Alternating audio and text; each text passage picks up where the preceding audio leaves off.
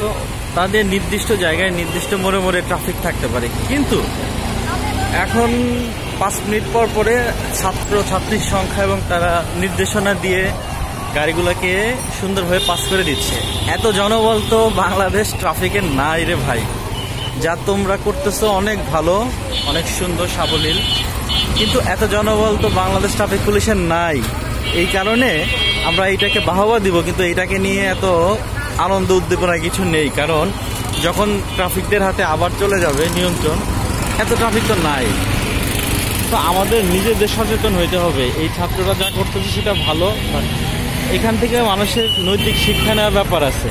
ছাত্ররা যা করতেছে সেগুলো কিন্তু মানুষ চাপে পড়ে করতেছে, ইচ্ছার বিরুদ্ধে করতেছে, করতে বাধ্য হচ্ছে। কারণ এলোমেলোভাবে গাড়ি চালালে ছাত্ররা তাদেরকে কিন্তু শাস্তি দিচ্ছে।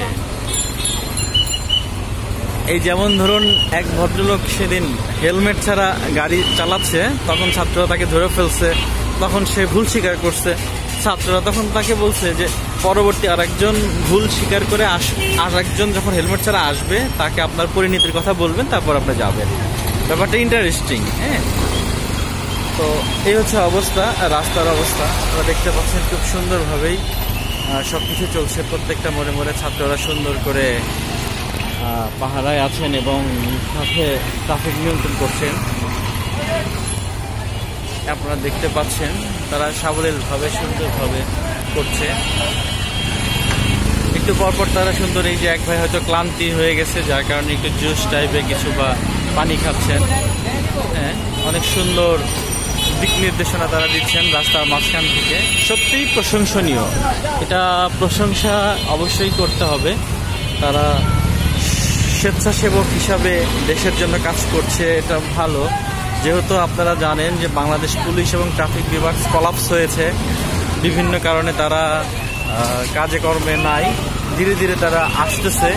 সে আসার আগ মুহূর্ত পর্যন্ত বাংলাদেশের বৈষম্য বিরোধী ছাত্র আন্দোলনের যে সমন্বয়করা আছে তাদের অনুরোধে এবং তারা মিলে সুন্দরভাবে এই রাস্তাঘাটগুলোতে ট্রাফিক নিয়ন্ত্রণ করছে। এটা বেশ ভালো।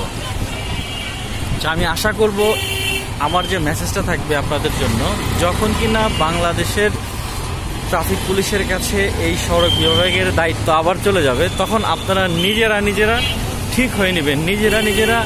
নিজেদের মতো ইচ্ছা মতো গাড়ি চালাবেন না, ট্রাফিক আইনটা মেনে নেবেন এবং একটু দেরি হলেও ট্রাফিক আইন মেনে চলবেন। দেখবেন আপনার নিজের জন্যও ভালো, সমগ্র দেশ ও জাতির জন্যও ভালো। মজার ব্যাপার হলো, এই যে মোড়টা দেখতে পাচ্ছেন, এই মোড়ে নর্মাল সময়ে আমার না হলে 10-15 মিনিট দাঁড়া থাকতে হয়। কারণ এই 3 রাস্তার মোড়ে একজন ডানে একজন বামে চাকা দিয়ে রাখে, যার কারণে গাড়ি ঘোড়া কিছুই যেতে পারে না।